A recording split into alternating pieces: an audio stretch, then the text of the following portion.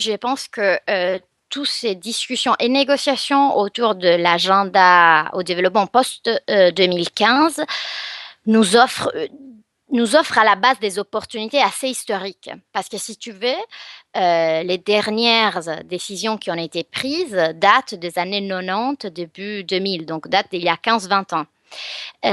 Donc là, pour nous, en tant que ONG, c'est vraiment les moments, genre maintenant ou jamais plus, pour agir et pour faire en sorte que des tas de choses soient considérées et ou reconsidérées dans l'agenda international.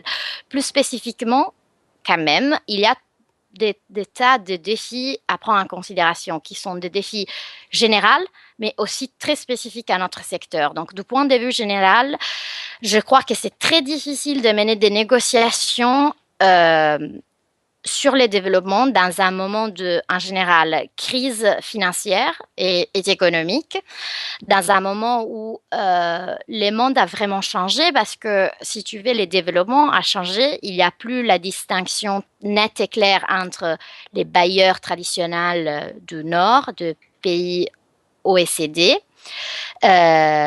Donc, il faut un peu revoir quelles sont les responsabilités, quelles sont les contributions. Il y a aussi une façon de penser les développements très différente, alors que il y a 20 ans, on pensait que les développements étaient un problème des pays du Sud. Alors maintenant, on vit dans un monde où les problèmes sont des problèmes globaux. Donc, les réponses à ces problèmes viennent du Nord, du Sud, enfin, vient de tous les côtés. Donc, les dynamiques sont très, très compliquées, beaucoup plus compliquées qu'auparavant. Les jeux de pouvoir dans l'étape de négociation sont aussi très, très différentes. L'Europe ainsi que les États-Unis d'Amérique et soi-disant les bailleurs classiques ont de moins en moins de pouvoir dans une négociation au niveau Nations Unies. On a des blocs régionaux très différentes. Donc maintenant, il y a les G77 qui commencent à avoir énormément de pouvoir, ainsi que des autres regroupements.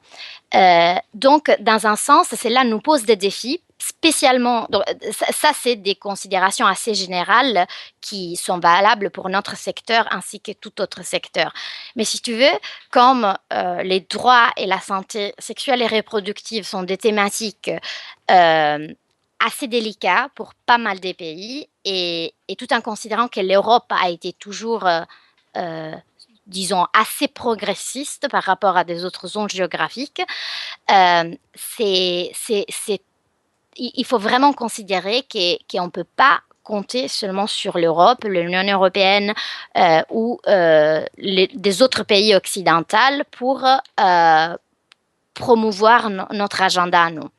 Donc, il faut faire un travail énorme avec des autres zones géographiques, notamment avec les délégations africaines, l'Asie-Pacifique et l'Amérique latine.